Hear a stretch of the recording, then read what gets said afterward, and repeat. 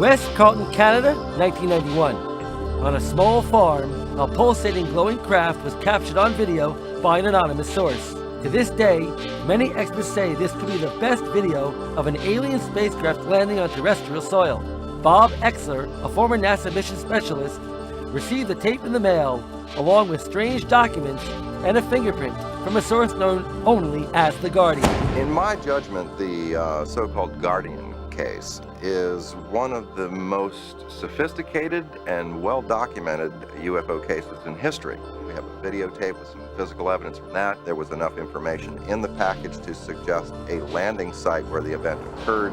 We found witnesses, eyewitnesses to the event. This was clearly a disc-shaped object with some rather unique-looking appendages. We don't know what that really represents, but it clearly is the overall shape, and you can see that because the flares in the background are illuminating smoke, which are backlighting this object.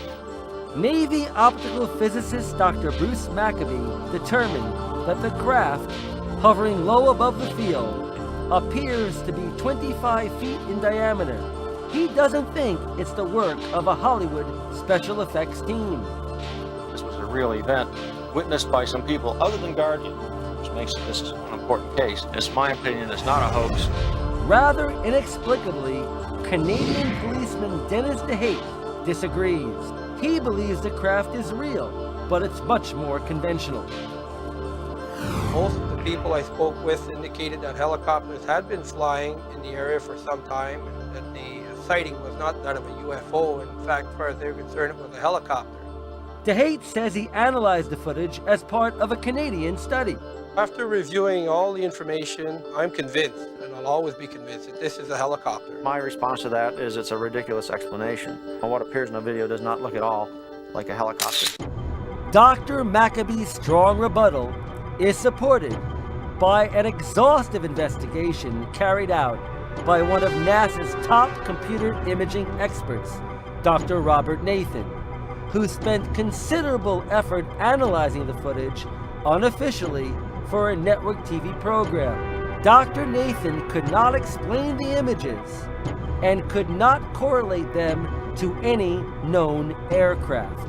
In addition, Dr. Nathan, nor any other investigator, has been able to determine what kind of technology created the strange luminosity exhibited by the disc-shaped craft, as well as the oddly strobing bright light seen above it, blinking much faster than any beacon light ordinarily observed on conventional helicopters or planes.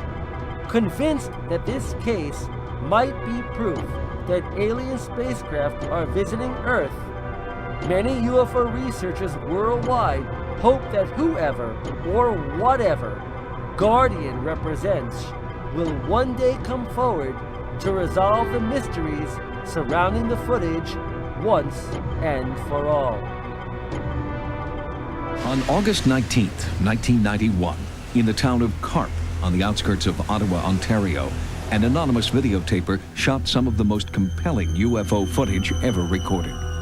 In February of 1992, I received a rather unusual package in the mail. It included a videotape and a series of documents. It was postmarked from the Ottawa, Ontario area without a return address. The documents and the label on the videotape made reference to an individual by the name of Guardian as the author. The videotape shows what appears to be a disc-shaped object landing in a field behind the house of Diane Labinek. She was an eyewitness to the phenomenon.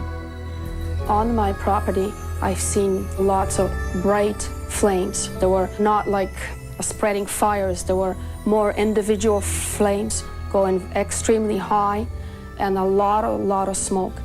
I saw this bright light.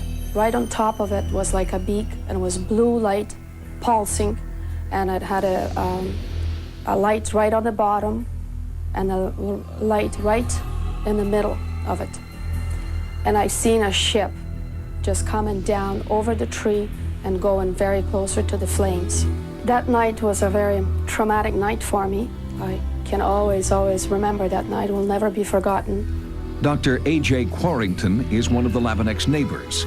He also witnessed the UFO. I looked out the back window, and in the sky was a great golden globe with a thin red rim. The only thing that came to mind quickly was that it was lightning, but I'd never seen lightning in a circular form. There you can get some indication that you're looking underneath with lights on it, and then see a surface on the top here. This is a freeze frame here. You can see some indication of a bottom, and then actually from the glow behind it, you get kind of a silhouette of the shape of it. So from this aim, you can see some indication that there's a solid craft there that you can see the top of and also see something underneath. But at least there is the hint of a cylindrical object here. One of the first things that we found when we located the site way at the back of the field down there by the tree line was that there was one specific area, circular pattern really, where all of the plant life had been exposed to some form of radiation. And by that I mean it just kind of melted. Real healthy bushes just melted to the ground. The footage was so compelling, we went straight to the Canadian Air Force, trying to rule out the possibility that the UFO is a secret military craft. The events described, shown, do not match any of Canadian airplane movements or helicopter movement. It wasn't an ordinary airplane, and it wasn't just an ordinary light. It was something more than that. It was a ship. It was a ship as big as my house. Too many of them appear to be honest people. Too much of the data is too difficult to fake. It gets to the point when you have 40,000 reports of UFOs per year, of which about a quarter of them aren't easily explainable. To assume that all of those are misidentifications, frauds, hoaxes, secret aircraft just doesn't add up.